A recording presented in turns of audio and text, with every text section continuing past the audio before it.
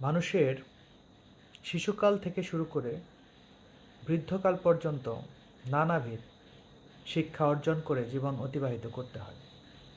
আর এই শিক্ষাগুলো অর্জন করার লক্ষ্যে অবশ্যই কোনো না কোনো গুরুর কাছে শরণাগত হতে হয়।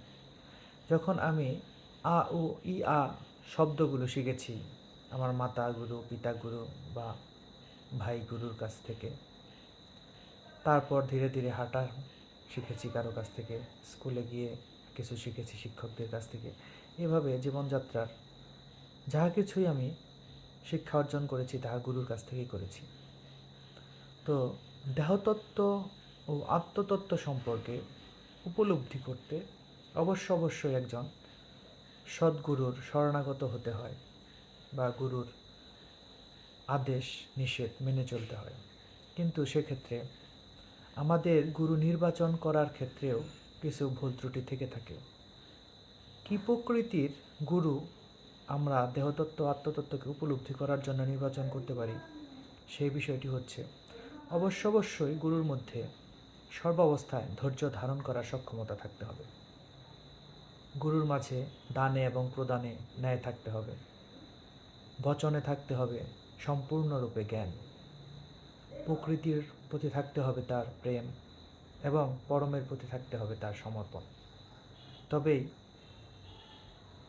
তাকে সদ্গুরুরূপে বিবেচনা করে তার কাছে শরণাগত হয়ে হয়তো আত্ম উপলব্ধি করা সম্ভব। আবার সদ্গুরুদের শিষ্য নির্বাচন করার ক্ষেত্রেও কিছু বিষয়বস্তু আছে দেখার। সেটি হলো, শিষ্যরা গুরু নির্বাচন করার ক্ষেত্রে গুরুর মাঝে যে গুণাবলীগুলো অনুভব করে সেই গুণাবলীগুলো ধারণ করার, পালন করার সক্ষমতা, মানসিকতা, আগ্রহ ওই শিষ্যের মধ্যে বিদ্যমান কিনা সেটি দেখার বিষয়।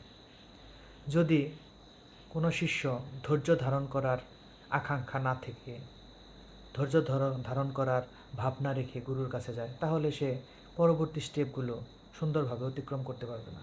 তাই গুরুর দেখতে হবে যে আমার এই শিষ্যের মধ্যে কতটুকু ধৈর্য ধারণ করার ক্ষমতা বিদ্যমান, তার মধ্যে কী রূপে ন্যায় অবস্থান করছে, তার মধ্যে জ্ঞানের অবস্থান কীরূপ, সে এই প্রকৃতিকে নিরপেক্ষ দৃষ্টিতে নিরপেক্ষভাবে প্রেম করতে সক্ষম কিনা এবং সে সম্পূর্ণরূপে নিজেকে পরমের প্রতি সমর্পণ করতে পারবে কিনা। এই প্রসঙ্গগুলো যদি একটি শিষ্য তার মধ্যে ধারণ করার মতো যোগ্য বলে মনে করে, তবে সেই শিষ্যকে আত্মতত্ত্ব এবং দেহতত্ত্ব তরানোর বিদ্যা কৌশল তাকে দান করতে পারে নির্দ্বিধায়।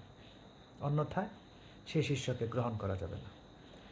আর সংযোগ স্থাপনের বিষয়টি হচ্ছে যে ভক্ত এবং গুরুর মধ্যে সংযোগ স্থাপনের বিষয়টি দেহের মাঝে যে আত্মা আছে সে আত্মা দ্বারা নফসকে সংযোগ স্থাপন করার যে বিষয়, রুহ দ্বারা কাল্বকে সংযোগ স্থাপন করার যে বিষয়, রুহ দ্বারা সেরকে সংযোগ স্থাপন করার যে বিষয়, রুহ দ্বারা খফিকে সংযোগ স্থাপন করার যে বিষয়, রুহ দ্বারা আখফাকে সংযোগ স্থাপন করার যে বিষয়, এই বিষয়গুলো এখন চেতনা দ্বারা মূলাধার, চেতনা দ্বারা স্বাধিষ্ঠান, চেতনা দ্বারা মণিপুর, চেতনা দ্বারা অনাহুত, চেতনা দ্বারা বিশুদ্ধ আজ্ঞা এবং সহস্রার চক্রকে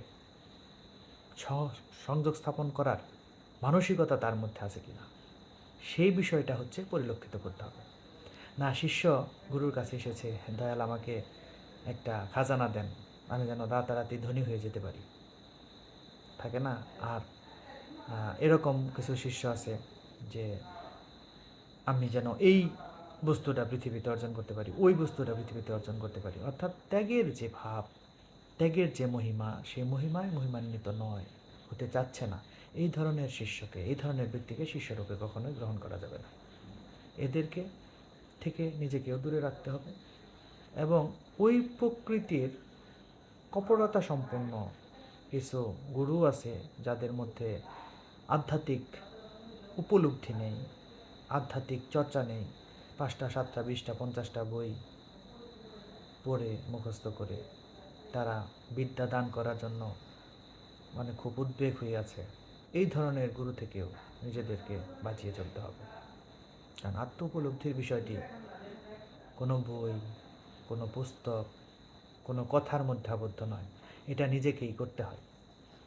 এটা সম্পূর্ণরূপে নিজেকে অনুভব করে, সত্যায়িত করে, যদি ভালো লাগার কোনো মানুষ থাকে তার সাথে বিন্দুমাত্র প্রকাশ করা যায়। অন্যথায় মৌনতা অবলম্বন করতে হয়। এজন্যেই গুণীরা বলে যে একাকিত্বের মধ্যে একাকিত্বই সর্বোত্তম সঙ্গী। কেননা একাকিত্বের মাঝেও মানুষ একাকিত্ব থাকে না। মানুষ কোনো না কোনো ভাবনার মধ্যে তার একাকিত্বকে নিবারণ করে। কারণ আমি ভাবনায় সঙ্গপ্রিয়। মানুষ সর্বদাই কোনো না কোনো বিষয়কে নিয়ে ভাবার মধ্যে আছে, সর্বদাই।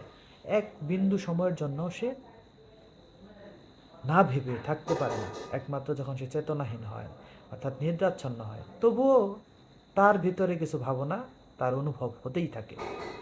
তো আমি যদি এই ভাবনা একাকিত্বের মধ্যে, বাস্তবিক রূপে একাকিত্বের মধ্যে অনুভব করতে চাই, আমাকে যে আমি একাকিত্ব অনুভব করব, অর্থাৎ আমি কোনো ভাবনা ভাববো না। আমি কোনো ভাবনা না ভেবে আমি যে বিষয়টি, আমি যে ব্যক্তিটি, আমি যে সত্তাটি, সেই সত্তাটিকে একা অনুভব করব। ওই সময় আমি ফানা হয়ে যাব। আর এটা করাই সাধকের কর্তব্য, সাধকের কর্ম, যে তাকে একাকিত্বকে অনুভব করতে হবে। আমি মাকে ভাবছি, এটা ভাবা যাবে না। বাবাকে ভাবছি, ভাবা যাবে না। স্বামীকে ভাবছি, ভাবা যাবে না। স্ত্রীকে ভাবছি, ভাবা যাবে না। সন্তানকে ভাবছি, ভাবা যাবে না। বিষয় আশয় সয় সম্পত্তি ভাবছি, এগুলো ভাবা যাবে না। একমাত্র মাওলার প্রেমে মশগুল হয়ে নিজের ভিতরে নিজে ডুব দিতে হবে। নিজের ভিতরে নিজেকে নিমজ্জিত হতে হবে। ধীরে ধীরে ধীরে ধীরে ধীরে ধীরে নিজের মধ্যেই ওই মওলিয়াতের অনুভবকে উপলব্ধি করতে হবে। তবে সার্থকতা আসবে যদি এই জগতে কেউ নিজেকে তরাতে চায়, তাহলে অবশ্যই ওই রূপ একজন সদ্গুরুর শরণাগত হতে হবে এবং তাকে ওই সদ্গুরুর যে গুণাবলী সম্পূর্ণ, সেই গুণাবলী ধারণ করার মানসিকতা রাখতে হবে। ভিন্ন কোনো কিছু সেই গুরুর কাছ থেকে আশা করা যাবে না। সে গুরু ত্যাগী হলে তাহলে তোমাকে ত্যাগী হতে হবে। সে গুরু যদি বিনয়ী হয়, তোমাকে বিনয়ী হতে হবে। গুরু ত্যাগী তুমি ভোগী হবে, তাহলে হবে না। গুরু বিনয়ী তুমি বেয়াদব, তাহলে হবে না। অর্থাৎ গুরুর রঙে তোমাকে রঞ্জিত হয়ে যেতে হবে। গুরুর থেকে, সিনা থেকে তোমার সিনায় তোমার মধ্যে যে অন্ধকার ছিল, কুপ্রবৃত্তি ছিল, গুরুর মধ্যে সেই আলো তোমার মধ্যে যখন সে পাত করবে, শক্তিগুলো তোমার মধ্যে অবস্থান করবে, তখন তোমার হৃদয়, তোমার সিনায় আলোয় আলোকিত হয়ে যাবে, অন্ধকার দূরী হয়ে যাবে। তখন তুমি হবে কুপ্রবৃত্তিবিহীন সুপ্রবৃত্তির একজন অধিপতি।